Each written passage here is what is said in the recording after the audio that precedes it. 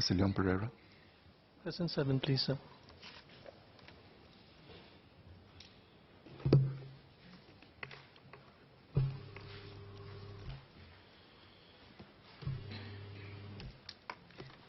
Singapore adopts a voluntary merger notification system which is similar to that adopted in the United Kingdom, Australia, and New Zealand.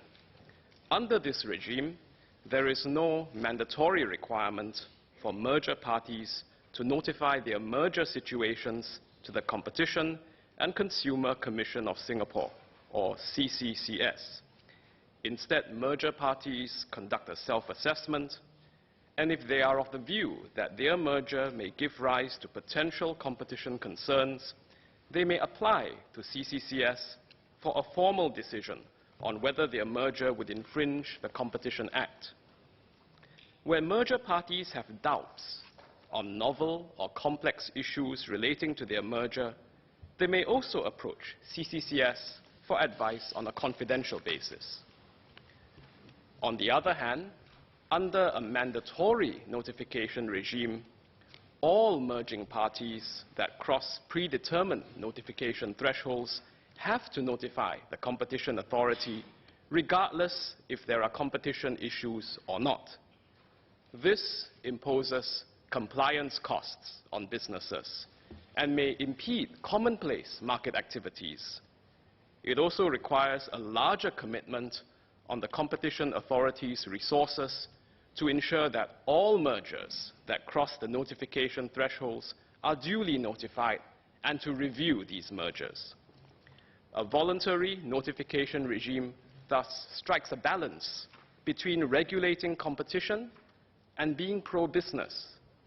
CCCS is allowed to more efficiently utilize its resources to proactively scan for unnotified mergers that may give rise to competition concerns and look into such problematic mergers instead of regulating and reviewing merger notifications under a mandatory notification regime.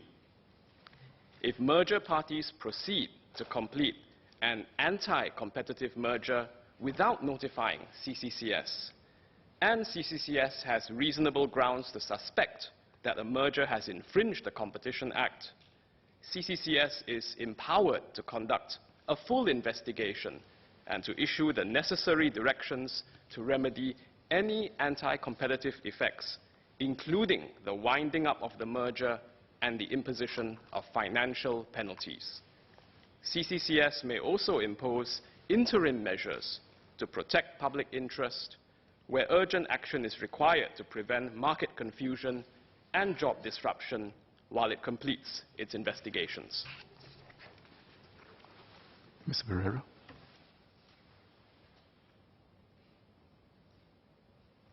Thank the SPS for its answer. Just two supplementary questions.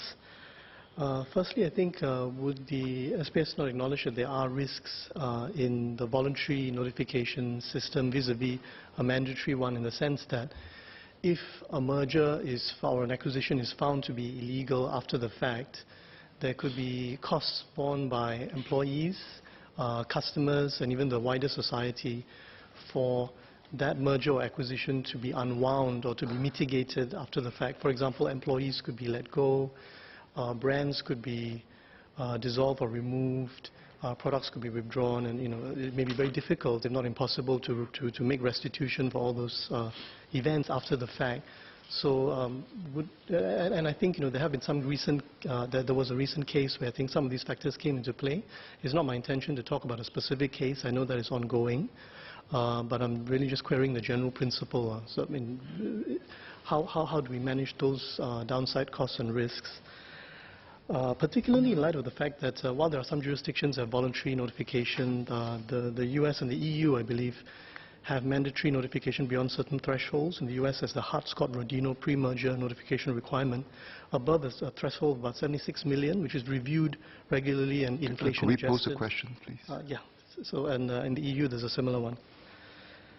The second question that I have is in regards to compliance costs. So I do recognize what the SPS said, that compliance costs we don't want to over-egg the pudding and increase compliance costs unnecessarily, but wouldn't that really go to the question of thresholds? You can set maybe a dollar threshold and a market share change threshold high enough so that the vast majority of M&A would not be affected. So really the question of compliance costs, could it not be addressed through a mandatory notification regime which has sufficiently high thresholds? Thank you.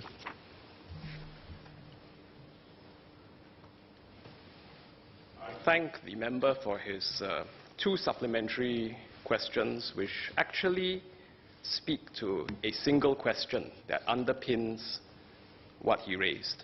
He's basically asking, will a mandatory notification system be able to address situations where the prospective merging parties, for whatever reason, do not make known the merger in advance? Now, we've mentioned that Singapore's voluntary notification regime is similar to that in the UK, Australia, and New Zealand. And indeed, there are other jurisdictions that have a mandatory merger notification regime, such as the EU, Vietnam, Philippines, and the United States, which includes the Hart-Scott-Rodino Act, which the member has raised. But even in these jurisdictions where there is mandatory notification, the same situation can arise where companies that are determined to implement an anti-competitive merger still choose to go ahead without notifying the competition authorities. So in summary, it is important, generally speaking, that any competition commission has the ability to address unnotified mergers that are found or determined to be anti-competitive. And our regime, which follows elements from other jurisdictions, addresses that.